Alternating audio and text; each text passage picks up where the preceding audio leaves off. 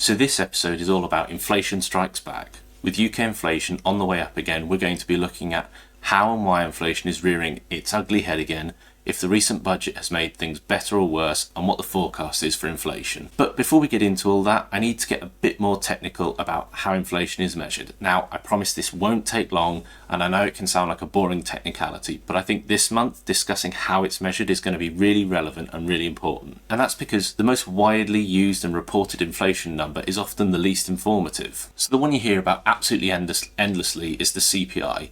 The CPI, or Consumer Price Index, is a weighted average of a basket of goods. This basket of goods represents what people buy and has about 700 items in it. Think of it like a large shopping basket containing all those goods and services. As the prices of various items change over time, so does the total cost of the basket. And what the weighted average means is that it treats items in the basket differently depending on how often or how much those items cost.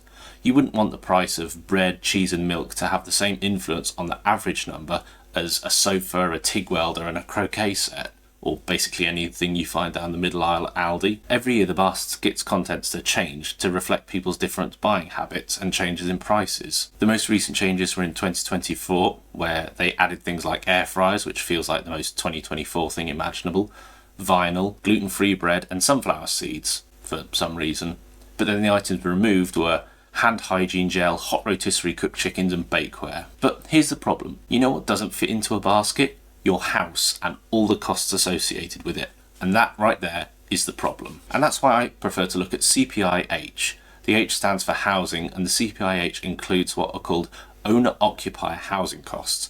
This covers things like your mortgage interest, your council tax, utility bills, insurance, painting, plumbing, gardening, blah, blah, blah. You get the idea. And I get that there are some reasons why the CPI is used, but for domestic reporting and how the Bank of England is making policy decisions, this seems like an obviously better measure to use because it more accurately reflects what is actually hitting people's budgets every month. We're going to discuss all of this in more detail later on in the video because it's really when you start to dig into these numbers that you start to really understand the inflation numbers better. And before we move on, can we just take a moment to appreciate the fact that the Bank of England puts up interest rates, which increases people's housing costs, basically the H in CPIH, and then the Bank of England are super surprised that inflation is increasing.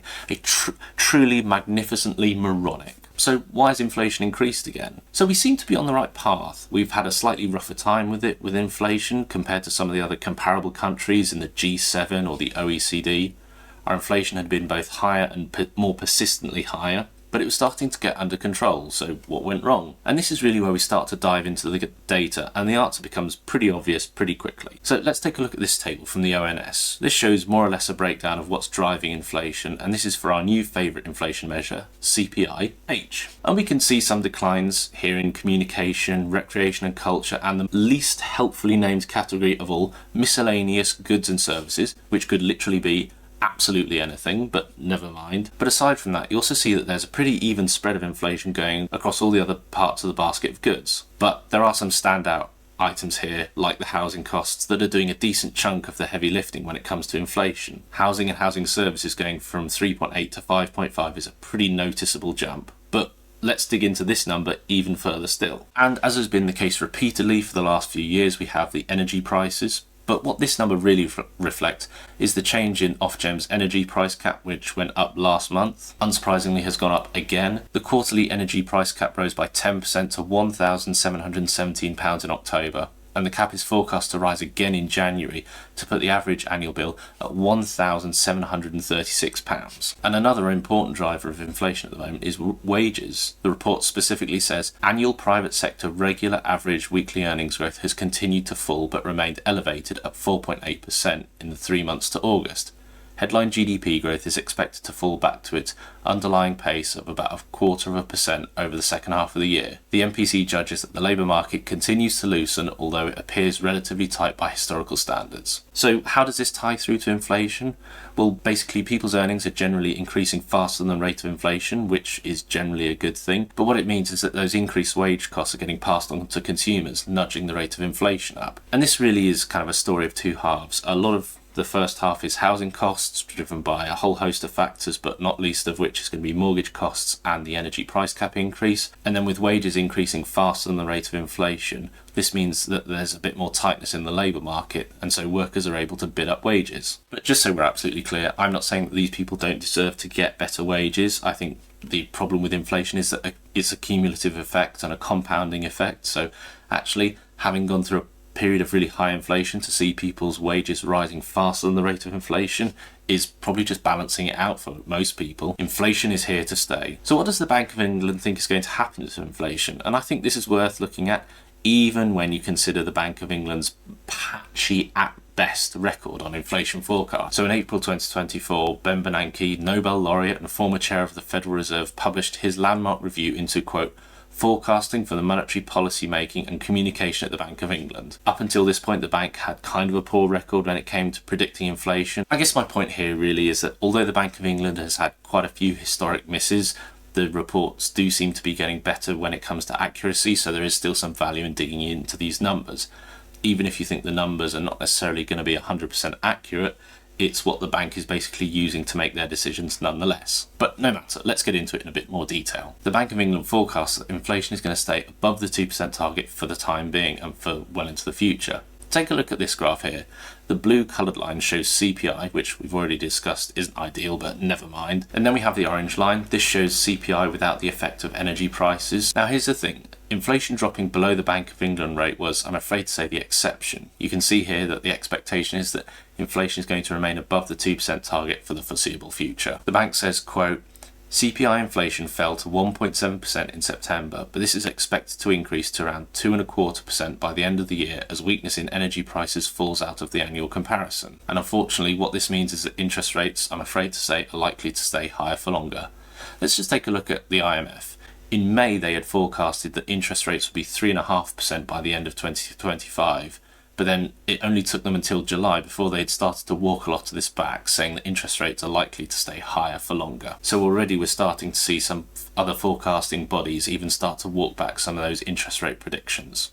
And this is something that the bank even calls out in its own report, saying, quote, the market implied path for bank rates underpinning the November projection declines relatively rapidly in the near term to around 3.5% by the end of the 3-year forecast period. So that would basically mean that the base rate would be about 3.5% by the end of 2027, which is a whole 2 years later than the IMF had originally forecasted. Unfortunately, big time interest rates are here to stay, and unless we have another global catastrophe, which, God, let's hope we don't, it just doesn't seem as though these rates are going to go back to where they used to be. And if you look at this graph here, you can see that current rates are actually closer to the norm. Now, when it comes to inflation, I'm sorry to do this, but we do have to talk about Brexit. Unfortunately, Brexit is still having inflationary pressures throughout the economy.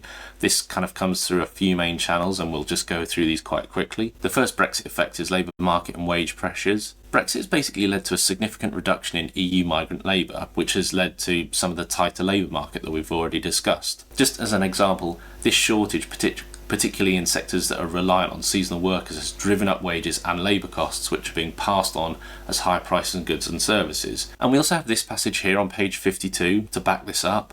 The labour market has continued to ease but appears relatively tight by historical standards. A key measure of labour market tightness is the ratio of job vacancies to the number of people unemployed.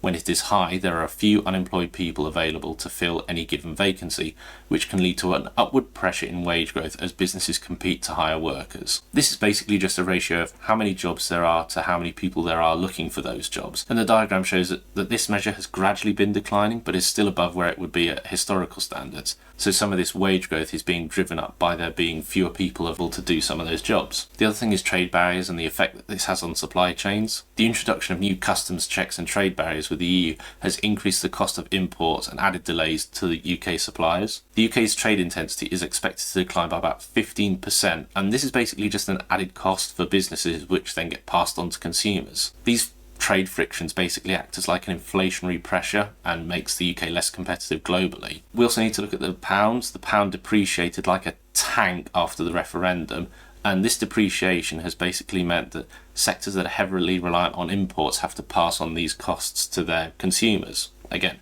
French wine or German cars or whatever get imported whilst the pound is doing absolutely appallingly and those increased costs get passed on to the consumers. Right, okay, Brexit chat over, I promise. And there's one other thing which, whilst we're on this topic, we should really acknowledge, which is the incoming Trump presidency. He said he's committed to a 60% tariff on Chinese-made goods and 10% on all other goods imported from other countries into the US. The initial analysis that has been done has shown that this would be not ideal for the UK economy. Some analysis from the National Institute of Economic and Social Research said that the NIESER has estimated that over 2 years the UK inflation rate would be 3 to 4 points higher. Again, more trade barriers not only with the EU but also with the US, another important trading partner for the UK, would only add to inflationary pressure in the UK. So we're starting to see this increasing number of trends and increasing likelihood of trends only leading to inflation further into the future. This is going to be problematic for the UK economy for the foreseeable future, I'm afraid. And then we have the budget. So the Monetary Policy Committee document has a whole section here on page 26 about the impact that the budget will have on inflation.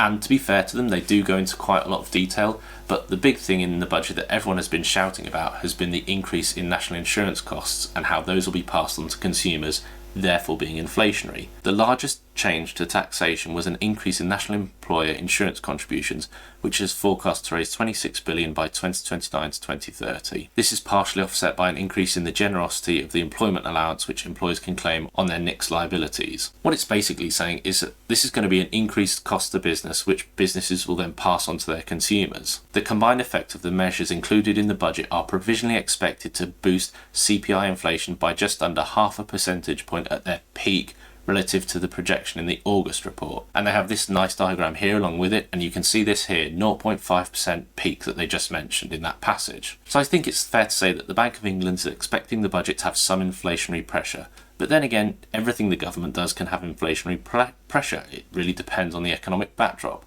Cutting taxes can be inflationary. You're putting more money into people's pockets, meaning that they have more spending power. But that didn't necessarily stop Jeremy Hunt cutting national insurance contributions in January of this year when inflation was running at 4%, nearly twice the rate it is now.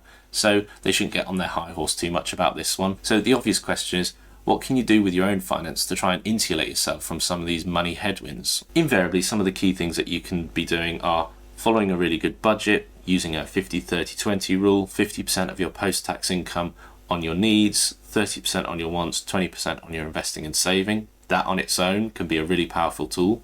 You can pay yourself first, making sure that you're treating your saving and investing as being another bill. Instead of covering your needs, spending on your wants, and then trying to save what's left, cover your needs, then treat saving and investing as another bill, and then use the balance on your wants. Again, another really powerful method. Boosting your income. Now, I know this sounds like a really trite, trivial one. Wouldn't it just be great if we all earned more money?